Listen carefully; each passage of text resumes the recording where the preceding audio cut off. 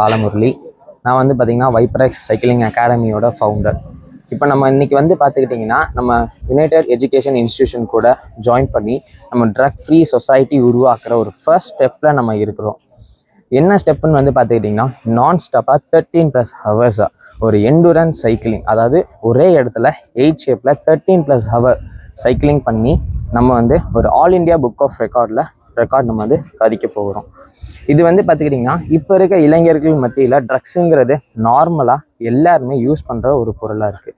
இது இல்லாத நம்ம சொசைட்டி, அதாவது ஃபார் நம்ம சிஸ்டர்ஸ், நம்ம பிரதர்ஸ் அண்ட் நம்மளுக்கு வர நெக்ஸ்ட் வர ஜென்ரேஷனுக்கு ஒரு ட்ரக் ஃப்ரீ சொசைட்டி கொடுக்கணுன்ற ஒரே நோக்கத்துக்காக நாங்கள் இந்த ஸ்டெப்ஸை எடுத்திருக்கோம்.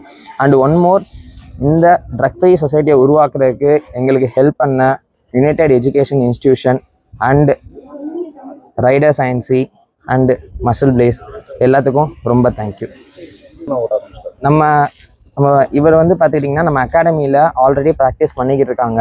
அண்டு இவருக்கு வந்து பார்த்துக்கிட்டிங்கன்னா நம்ம ப்ராப்பராக சயின்டிஃபிக்காக அவங்க பிளட் டெஸ்ட்டை எடுத்து அதுக்கு ஏற்ற மாதிரி நம்ம அவங்களுக்கு நியூட்ரிஷனிஸ்ட் சஜஸ்ட் பண்ணி அதுக்கேற்ற மாதிரி ஃபுட்டு, அதுக்கப்புறம் அவரோட பயோ மெக்கானிசத்தை நம்ம ஸ்டடி பண்ணி அதுக்கேற்ற மாதிரி சைக்கிள் ஃபிட், பைக் ஃபிட் எல்லாமே பண்ணி அதுக்கப்புறம் தான் இவங்க இது பண்ணுறாங்க.